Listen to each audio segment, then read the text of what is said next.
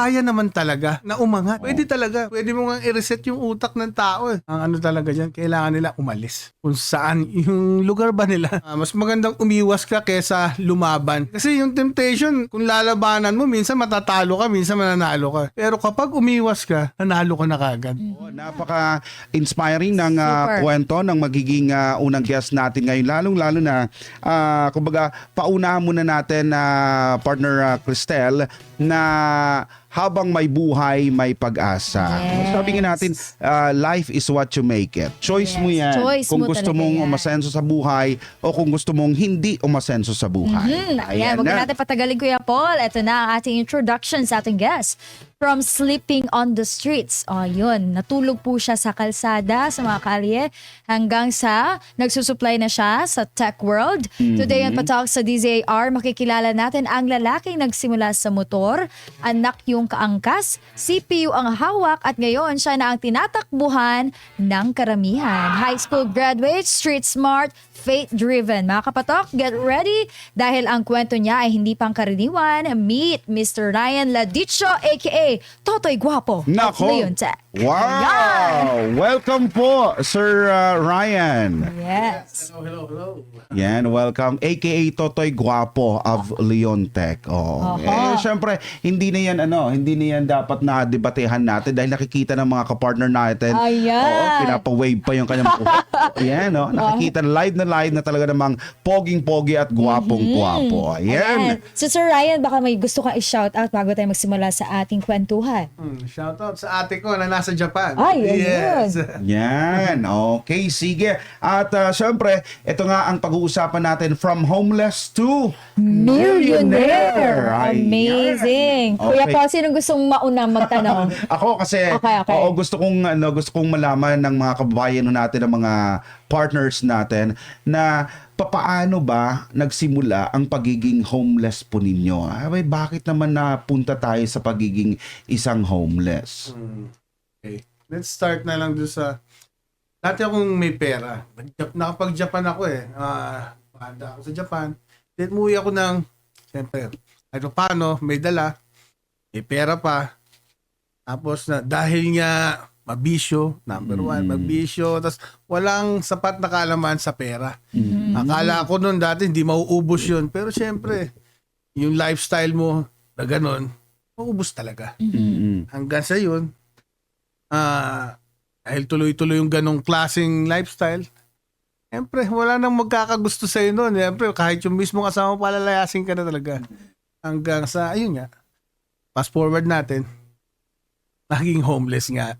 So, ibig sabihin, dumating sa punto na from OFW, umuwi ka dito sa Pilipinas, ilang taon kang naging OFW, Sir 7 Ryan? years. 7 years. Malaki-laki na sana yung ipon mo dun, no? Pero doon sa 7 years na yun na nakaipon ka, malaki kasi naman yung kita talaga pag nasa Japan ka. Yes. Pero papaano at hindi natin nasubukan na naging kumbaga maselan tayo sa paggamit ng pera? Wala talaga akong ganung Walang background. wala talaga akong yung ganung kaisipan dati. Okay. So fast forward tayo, umuwi ka dito, dahil sa bisyo, lahat-lahat, nauwi ka sa pagiging homeless. Yes. Ang pamilya mo talagang itinakwil ka rin ba? Dahil walang pera, wala nang makukuha, something like that. Pwede Parang kayo ganun. magsumbong kay Paul. Tinakwil ka po. Hindi naman ako tinakwil. Wala yung ganon. Oo, kasi actually, yung sa father side ko, papa ko, mahirap lang sila eh. Pero, yun nga, dito, by choice umalis na ako dahil doon sa lugar namin na yun, nandun din naman yung gano'ng mga bisyo. Siyempre, hindi ako mababago kung mag-i-stay ako doon. I see. Nagpunta ako sa Cavite, kahit wala kang kakilala, nag-a-apply ako ng apprentice sa isang repair shop, yun, ayun nga. While homeless ka. Yes. Okay. Pero dito wala naman, may sweldo naman. Pero siyempre, apprentice nga, hindi ka naman marunong. siguro parang food for work nga parang ganun lang. Yung konting-konti. Yes, mga ganun. I see. So, apprentice ka ng isang Cellphone, nagsimula ako cellphone repair. cellphone repair. Doon din sa lugar ninyo. Ano bang Sa bang Cavite lugar na yun, yan? Kuya Paul. Sa Cavite na lahat. Taga Manila kasi ako taga Blumentritt ako Okay. Lumipat siya sa Cavite kasi nga may bisyo doon sa Blumentritt, sa lugar nila. Yes. So, nag-apply kayo as apprentice. Kamusta naman po yung experience nyo? Doon po ba nagsimula yung pag-sibol ng Leontech? Yes. Yung skill, doon nagsimula. Doon siya talaga, dahil nga, apprentice, kailangan ko talagang galingan. Dahil nga, kapag hindi ko ginalingan, hindi na ako makakain talaga. Hindi ka rin naman sasahuran. Tsaka hindi ka matututo kung hindi ko gagalingan. Pero syempre, ayun nga, kahit pa paano, meron pang chibog. So, sinipagan nyo lang po talaga. Yes. May tanong ako, sir. Nag-graduate po ba kayo ng college? May anong kurso nyo po ba? Hindi, high school lang. High school graduate. Graduate naman. Okay, sige. Diba? Tapos doon mo na nakuha yung skills. Yes, yung skills. After ilang months kayo naging homeless, ha? Mga 6 siguro. Mga 6 months. Tapos pagkatapos naka-acquire na kayo ng skills. Pagkatapos naman nung may skills na, siyempre, makakuha na ako ng kahit paano, ng ibang work. Ng ibang work, nakapag-rent na ako. Nakapag-rent na, at least meron na akong bubong. Sariling bubong. Walang kasamang may bisyo. Yes. Oo, Yeah. wala. Okay na. Doon na tayo sa Ayan. paano na ba nagsimula? Okay. Wait lang. Gusto ko muna tanungin. Baka magtataka kasi yung mga viewers natin, Kuya Paul. Ano ba yung meron kay Leontech? Sa Leontech, ang namin is mga computers, laptop, tsaka yung interactive whiteboard. Ayun, isa sa mga top namin na products. And CCTV, meron din po kami niyan. Ooh. So, kayo yung may gamit, tapos kayo rin po nagre-repair? Kayo din ba yung may sa services? Supplier. Supplier na po kami ngayon. Ay, diba? Yung mga dating binibila namin, ngayon kami na po ang Nagsusupply. Diba? Oh. Yes. Paano nangyari yun, sir? Napaka-interesting yung kwento. Siyempre, sipag lang. Number 1 is sipag. Number 1. Nung nagsisimula ang Leontech, ano muna yung mga maliliit na mga bagay, materyales, services, and products na inyong binibenta o kaya ibinibigay sa mga clients natin? Nagsimula si Leontech as computer rentals. Computer shop. Ay, yung parang cafe. Yes, internet okay. cafe. Okay. Nagsimula lang ako as ganon. And may konting repair. Kasi wala pa akong pambili ng paninda. Then, dadagdagan ko siya pa konti-konti. Wala pa akong wala pang sasakyan.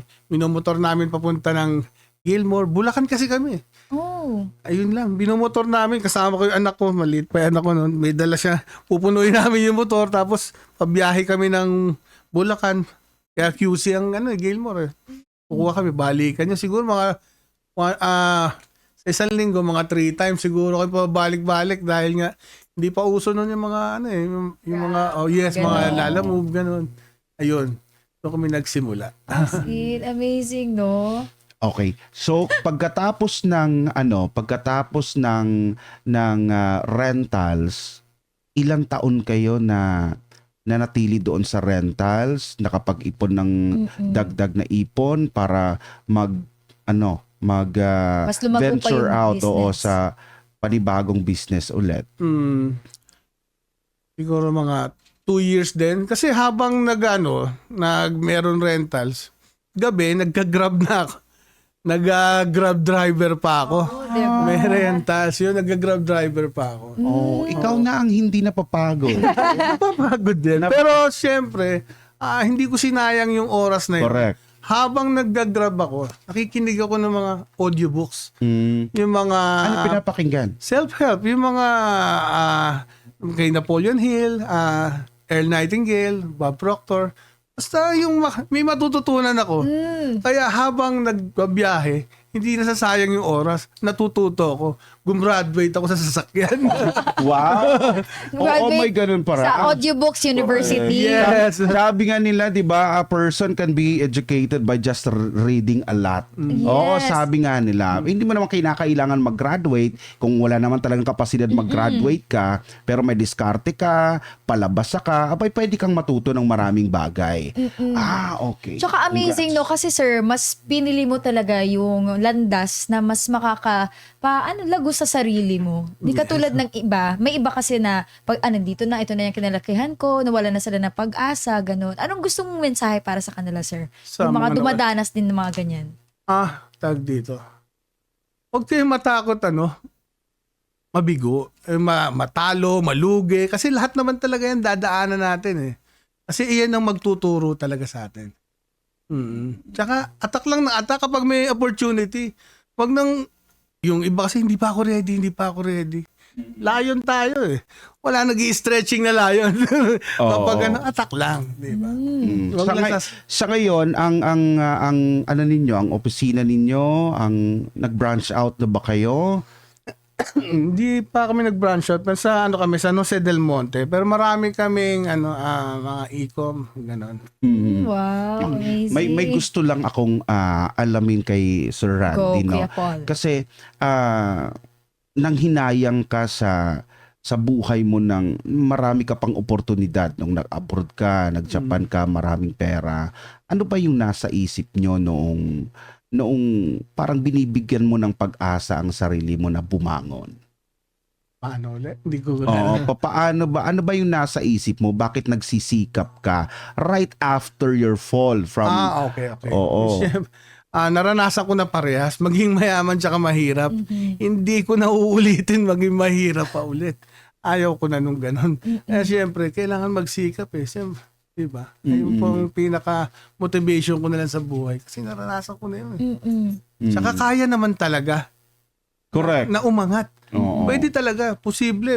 Pwede mo nga i-reset yung utak ng tao eh. Pilipino pa, basta ma-diskarte. gugustuhin. Oo. Di ba po? Gusto ko yung sinabi ni sir na kaya mong i-reset yung utak mo as Yes, long pwede. as mag-choice mo rin, Yes, di ba? choice mo.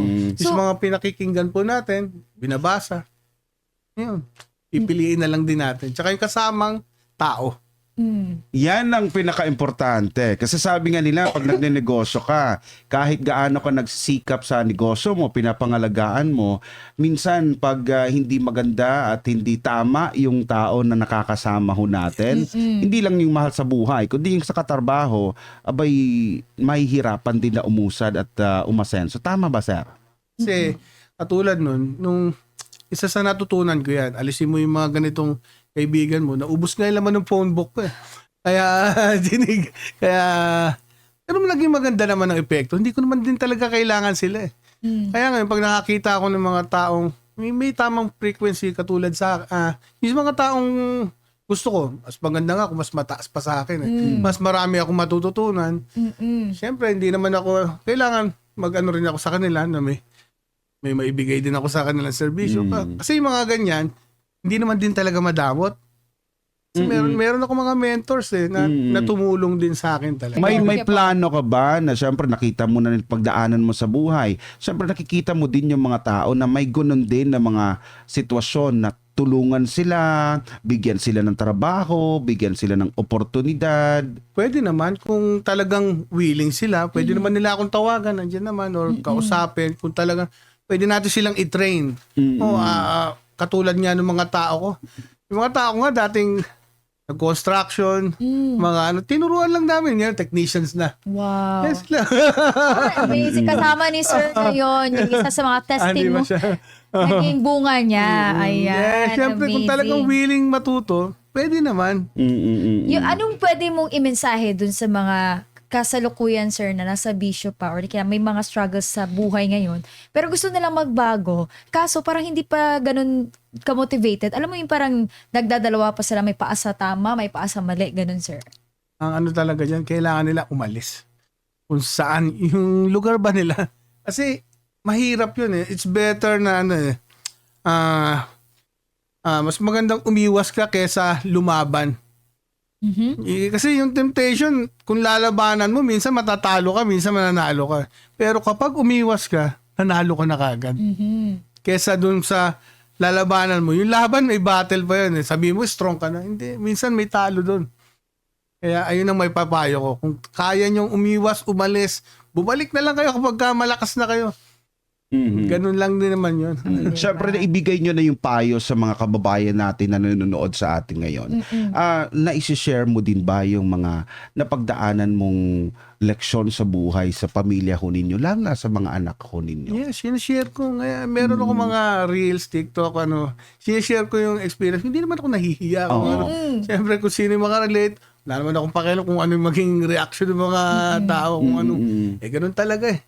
Hindi naman ako yung kahapon eh.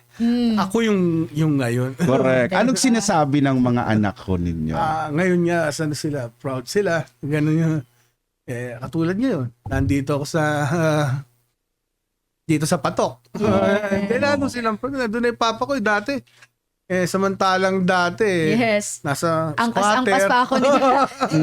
Diba? Tambay lang sa ganun. Ayun nga. Na pwede talaga magbago ang tao. Correct. Pwede. Basta gugustuhin. Yes. Yeah. Ito naman, may gusto akong itanong Kuya Paul regarding naman sa business ni Sir. Ano yung ginawa? Fast forward kasi today, Sir, ikaw na yung nagsusupply sa Gilmore. Dati ikaw po yung kumukuha. Ano yung ginawa mong kakaiba na nagpaangat sa Leon Tech, Sir, kumpara sa ibang tech sellers? Kasi maraming tech sellers din eh. Kung maghahawak ng pera, kailangan ipunin yun. Siyempre, para ma-enroll yung capital ba? Mhm. Kailangan nyo ma-enroll eh. Kasi kung wala, yun lang ang yun. Hindi kayo lalaki. Hindi mag-grow. Yun lang. Ayun lang. Ikaw mismo ang magdisiplina sa sarili mo pagdating sa kita mo, Yes, oo. sa pera ng para sa negosyo mo. Yes, oo. Disiplina. Yan. Kuya Paul? Siyempre nakikita naman ng mga kababayan, mga kapartners natin yung mga service, yung mga contact details ninyo, papaano ba. Pwede nyo ba kami bigyan ng senaryo, walkthrough kung papaano kayo magbibigay ng serbisyo sa mga nangangailangan sa inyo, like halimbawa installation ng CCTV, ng computers, papaano po ba? Ito lang po, meron naman po kaming phone numbers dito, 0947-747-3938 and located po ang aming store sa Barangay Tungkong Manga, San Jose del Monte, Bulacan. Need nyo na installation, pwede nyo naman po kaming i-message sa Leon Tech FB page. Yan po, pinaka the best. Message nyo lang po sa Leon Tech FB Okay. page. Ano-anong mga ini-install ho natin aside from CCTV? CCTV, electric fence, gano'n, mga biometrics na na mga door access, meron din po kaming gano'n. Oo, naku, bibigyan namin kayo ng pagkakataon ngayong oras na ito. Sabi ng mga kababayan natin, gaano ba ka-effective, ka-efficient, ka-quality ang trabaho ng Leon Tech? Halimbawa, pag gusto namin magpa-install ng mga bagay-bagay tulad ng mga CCTV sa bahay ho namin o negosyo ho namin. Yes, top-notch po talaga ang Leon Tech. Siyempre, kami po ay invited na ilang beses na sa China mismo, mga top na brands na CCTV. Yes. May Kaya- ano ba? May oras ba? Gaano kabilis? Halimbawa, 1 second lang. Joke lang. Hindi, siyempre may proseso naman niya. Kailangan Oo. ni ocular, depende, iba-iba po kasi yan eh. Depende sa project. Okay. Eto naman Kuya Paul, gusto ko malaman sa side naman ng story ni Sir. Kasi parang pag tingnan mo ngayon, si Leon Tech parang umangat talaga agad. Pero ang tanong, wala bang pinagdaanan? For sure, mga paghihirap din, may mga chances na sinubukan din ang negosyo natin, Sir. Ano yung maikwento mo dyan, Sir? Meron, siyempre. Hindi naman tayo abot sa ganito kung wala namang perfect siguro. Nag-try din ako ng ibang business. Nag-try nga kami ng call center, natakbuhan ng client. Hindi kami nabayaran. Uy, talaga? Pero, thankful ako doon. Kasi doon ko nalaman kung gaano ako kalakas. Kasi siyempre, may ako dahil meron kami mga papasahurin na tao. Lalo kong sinipagan at nagawa ko silang bayaran. At doon ko na-discover, kaya ko naman palang gawin eh. Kaya ko naman palang magsipag ng todo para kumita ng ganito. Nabayaran ko nga yung 10 na employee namin. ng ganun lang. Pwede pala yung parang isipin mo lang na laging may ganung klaseng emergency. At Okay. parang doon ko natap yung potential na pwede pala. Kasi itotodo mo lang yung Doon mo yung nakita sipag. yung sarili mo na kaya mo pala. yes. Oo, parang ganun. At saka na-realize mo din yung takbo ng pagnenegosyo. Yes. Na hindi lang puro profit, kita. Oo. Tsaka doon talaga tayo matututo eh. Oo. Kasi yung failure, yun talaga magaling na teacher. Pero yung success, hindi. Magiging komportable ka kapag ka-success eh. Doon, di ba? Successful sabihin na natin may tumatama kagad ng natatamaan yung process. Magiging comfortable ka na kagad. Parang gano'n. Ito pa Kuya Paul, one thing kasi na nabasa ko sa story ni Sir is that instead na mag-birthday party po kayo, mag-invite ng mga kakilala na pwedeng magbibisyo rin, magiinom ng alak, mga ganitong gawain, may ginagawa po kayo tuwing birthday. Pakikwento nga, Sir. Yes. Yun nga pala ang aking the Father Simplicio Children's Home. Siguro 10 years na siguro ako doon nagbe-birthday. Father Simpliciano Okay. Children's Home. Yun. Doon ako nagbe-birthday. Nung nagsimula ako doon lang, pakain lang. Pero ngayon, meron ng mga, nagdo-donate na ako doon. Kung ano yung kailangan nila, mga bigas, mga toiletries, mga pagkain, computers, TV, ganun. Every year yun. Wow. Bakit importante yung magbigay tulong sa iba, Sir? Oo, mas maganda yung ikaw yung nagbibigay. Ibig sabihin, meron ka. Simple Mas lang, no? pinagpapala. Tsaka, Oo, sabi hindi nga ko nila. nga maintindihan yun eh. Mas talagang bumabalik siya. Nung last niya, sabi ni Mrs. Ay sabi ko kay Mrs. Kasi medyo may problem ako sa business. So syempre hindi naman laging maganda situation. Sabi ko medyo may problem. Stop muna kaya natin. Sabi niya, wag na. Tagal mo nang ginagawa yan. Hindi, yung ginawa ko, tinodo ko palalo. Tapos may maganda nangyari sa business. Hindi ko na ma-explain kung bakit. Siguro, bigay na ni God yun. Na talagang may nakatulong. Tumulong ka. Sige, bigyan naman kita dyan. Yan, binless po kayo ni God. Okay. Yes, Kuya Paul? May Sige. ano ka? At syempre, may mga iba na mga pagkakataon na pagdating sa negosyo, talaga namang hindi naiiwasan yung mga ups and downs. Pero sabi nga natin, yung mga Pilipino, sa diskarte, humuhugot. Kasi nga, ang mga Pilipino talagang masisipag naman yan. May mga iba na mga tinatamad, pero pag tinawag na ng mga pangangailangan dahil for survival, kumikilos ang mga yan. Ano yung pinaka-importante na tip? Mapanegosyante man o mga non-business people? Actually, talaga, lahat ng Pilipino matalino eh. Matalino dahil, ayun lang, medyo, siguro, dahil na overconfident. Pero, sa katulad niya sabi ni Napoleon Hill, whatever the mind can conceive and believe, the mind can achieve. Kung ano yung naisip mo, lahat naman niya, kahit yung cellphone, naisip lang yan dati ng tao eh. Kung ano yung isip mo, isipin mo lang na ganito, may plano ka dapat. Mangyayari yun. Do you plan to venture out sa iba pa na mga klase na negosyo? Yes, meron ng pinag-aaralan. Amazing. So sa ngayon, nakafocus muna kayo doon sa mga technical, mga technological na klase ng Yes, mga... and then meron din ako ibang business. Meron din kaming printing, ganun, signage. So marami na Talagang talaga. lumaki na. Oo, amazing. Kaya, Tinodo mo na yung ano. hindi pa. Hindi pa Hindi pala pa todo dapat, hindi yan. pa global, Kuya Paul. Malapit na. Kaya dumalapit ako sa mga tamang tao. Ayan. Na makakatulong sa Okay. ating pag-grow. Speaking of collaboration, parang nabanggit din natin yan kahapon sa mga tip. So, ikaw din ay hindi ka din natakot na makipag-collab ng mga tao, mga negosyante din? Sa negosyo ko, hindi naman meron din akong mga partners kapag may projects, ganito. Ganon. Kasi may mga iba na mga Pilipino, ako lang, sa akin lang to. Nasa Ako tamang, lang. Tapa naman. Ayan. Ayan, Kuya Paul, ang ganda ng kwento na nakasama natin ngayon si Sir Ryan. Oy, Nandito. nako, may mga lumalabas na ng mga Ay, ayan, may comments comment mula sa pala. ating Sorry. social media accounts. Ayan, pakibasa Kuya Paul. Ayan, sabi nga ni Techie Juan, grabe idol, legit na inspiring. Tanong lang po, ano ang pinakaunang skill na dapat aralin ng gustong pumasok sa tech business? Sa tech business, syempre, kailangan maintindihan mo yung hardware, kung paano gumagana yan. Yun muna. Then, yung software, madali na yun. Then, syempre, kung paano siya ibenta, Ganun lang yun. Tawagan mo na lang ako si Tech One. Medyo mahabang usapin kasi. Oo nga eh. Pero yung tatlo mo lang yun ang basics. Ayan. Pero ito, ihabol natin at nanay sa negosyo. Yes. Nakakaiyak yung story nyo, sir. Paano nyo po tinuruan ang sarili nyo na ng discipline after ng pass nyo? Siyempre, ayun ang driving force ko na huwag nang bumalik doon sa dati. Kasi mahirap talaga. Mahirap maging homeless.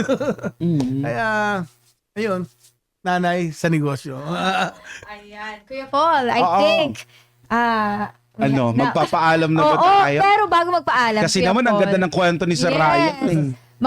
Paki-plug ulit na inyong business, sir, para marami pang makaalam about sa inyong negosyo.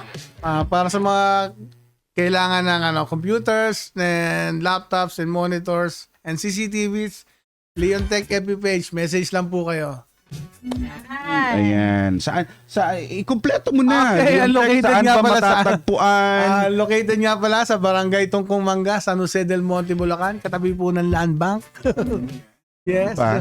Oo. Ito po ang aming number, 0947-747-3938, and follow nyo lang po. Ako si Totoy Guapo. Okay, guwapo. Ayan. Oo. Doon ba sa social media ho ninyo ay may mga automatic na nagre-reply ba sa mga meron po katanungan tayong po mga ninyo? reply, meron po. Okay. Ayan. Sige. Okay, once again, na ang ating topiko ngayon ay from homeless To to millionaire. millionaire. Of course, kasama pa rin po natin si Sir Ryan Landicho. Siya po yung may-ari ng Leon Tech.